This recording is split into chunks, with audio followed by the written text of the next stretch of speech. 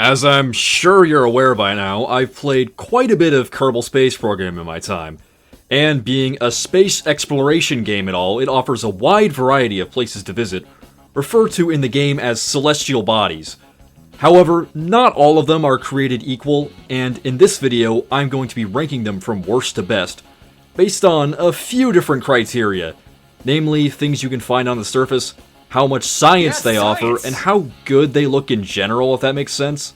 As well as a few other things, such as Easter eggs, biomes, and some of my own personal experiences thrown in there. As well as just how interesting I feel they are as a whole. But without further ado, let's get into the list.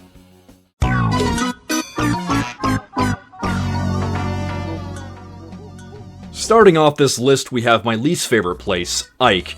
Because besides being an extremely oversized moon for Duna, it's just boring. Like, so much so that I often forget it even exists in the first place. The whole surface is just shades of gray, and unlike places like the moon, there aren't even any craters or interesting features to speak of. It's just all the same. I mean, it's got decent science for how easy it is to get to, but that's about it, really. D tier. Also in D tier, we have Gilly for many of the same reasons as Ike. Besides the super low gravity, which is kind of fun to mess around in and also makes landing take forever if you're trying to be even a little bit efficient, there just really isn't much to see here, beyond it just being a propellant mine, which can be useful, which puts it above Ike. Also, its orbit is highly irregular, which can make it annoying to get an encounter at the best of times, but that does make it unique. D tier. I'm a potato.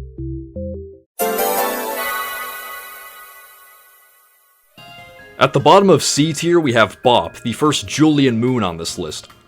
Of all the moons of Jewel, Bop is easily the worst, suffering from a lot of the same problems as the aforementioned Gilly. It is at least a decent place for refueling, but there's one problem with that. Paul is just better.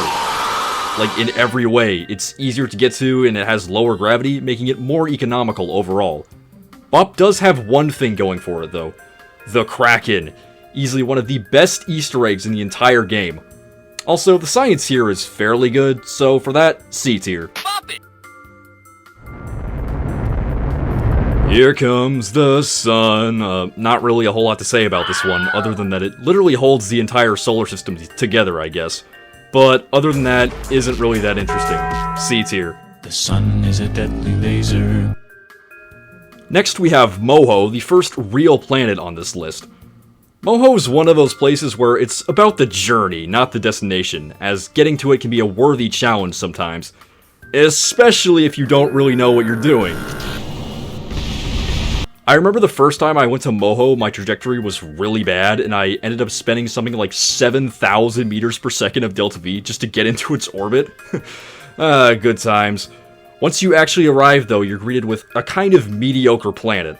I mean, don't get me wrong, it's much more interesting on the surface than places like Ike or Gilly, with it having actual craters and mountains, if you can believe it, but it still pales in comparison to a lot of other places. Except for one thing, the Moho, which is actually the best Easter egg, and one of the best places to just mess around in the entire game.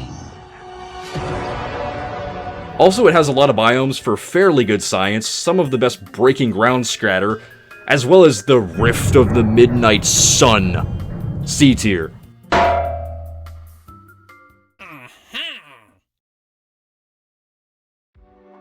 Unpopular opinion here, I don't actually like Minmus that much. Yeah, blasphemy, I know. I just think that it kind of makes science or career mode playthroughs a little bit too easy. Like, a lot of the time, you can literally unlock the entire tech tree by just going to Minmus a couple of times, which is kind of absurd. But, I mean, it's not like you could just unlock all tech by never even leaving Kerbin, right? Right? That'd be really absurd. The actual surface isn't that interesting beyond the flats, which are pretty fun to slide around on and are the perfect place for a refueling base, I guess. Also, this place just doesn't really even make any sense. Like, how does it even exist? What is this? C tier.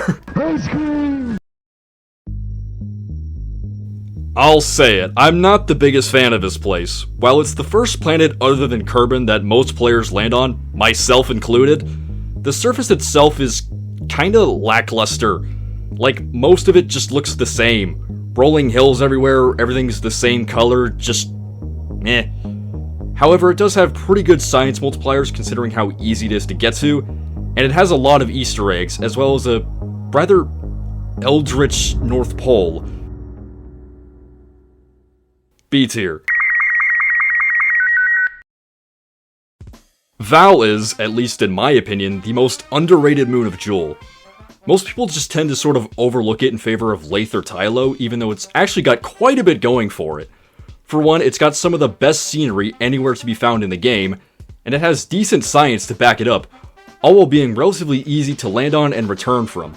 Also, it's got some of the best Easter eggs and terrain features, including the site of the sacrifice of 312 Kerbals to eldritch beings beyond our comprehension. B tier. While Jewel has a striking appearance and a bunch of interesting moons surrounding it, the planet itself is actually not that interesting to visit. There are no biomes here, only situations, which severely limits the amount of science one can gather, even despite the relatively generous science multipliers. Also, up close, the brilliant looking cloud textures sort of just turn into a green blob. I mean, at least it doesn't look like a giant space watermelon anymore. Still, it's by far the largest planet, which is neat, and it's what allows its more interesting moons to be where they are, and for that, B tier. Next we have freezing, faraway Elu. Now, a bit ironically, I actually think Elu is less interesting than Moho, with the surface having less features overall besides the canyons and such. However, Elu has much better science multipliers and is slightly easier to reach, which, in my opinion, lands it a little bit above Moho. Also, there's just the intense feeling of isolation one gets from going there that's like nowhere else in the Kerballer system. It's kind of humbling in a way. B tier. Ah, yes, Eve. It's sort of the final boss of KSP in a way, being by far the hardest place to return from. That distinction alone makes it one of the better planets in the game, as that's kind of badass after all. But it's got a couple of problems that keep it out of the higher tiers. First of all, there's the color. Everything is purple. It all looks the same.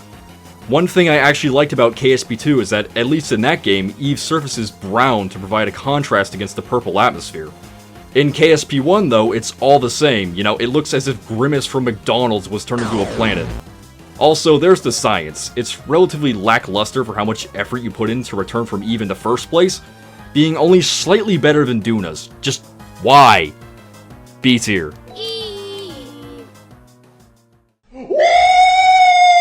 Yeah, baby!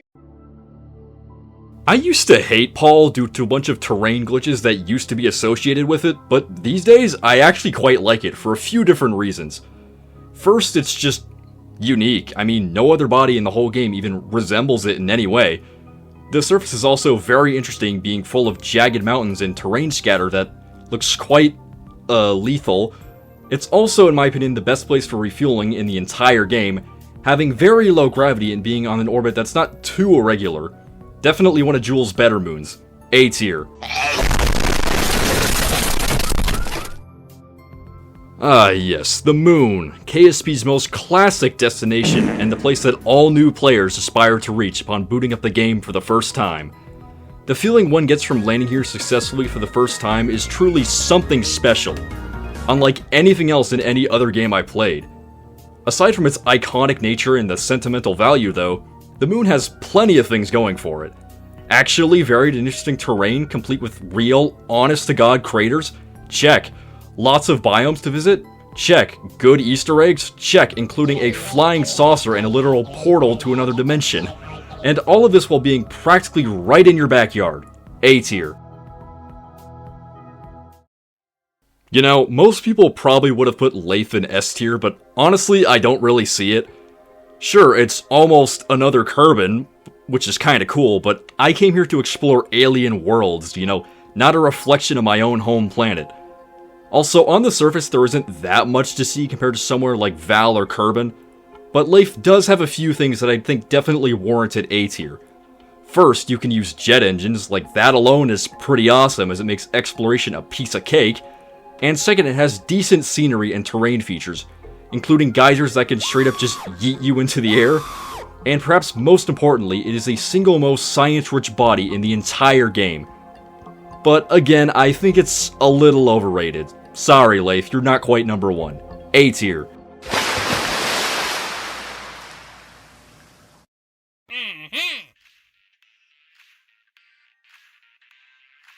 Starting off S tier, we have Tylo, which admittedly is a little controversial, but hear me out, okay?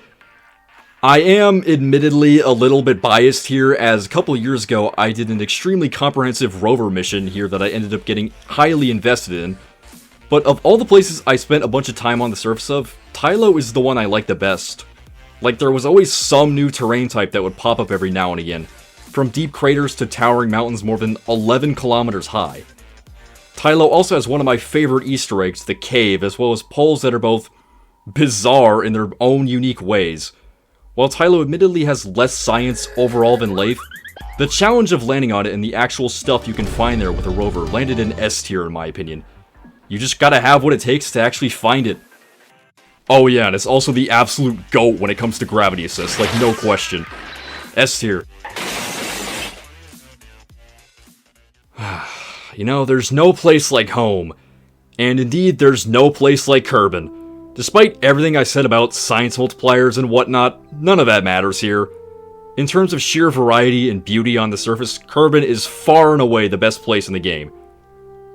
But looking past that, there's something else to consider. The feeling that one gets upon finally returning to Kerbin after an extremely long or difficult mission.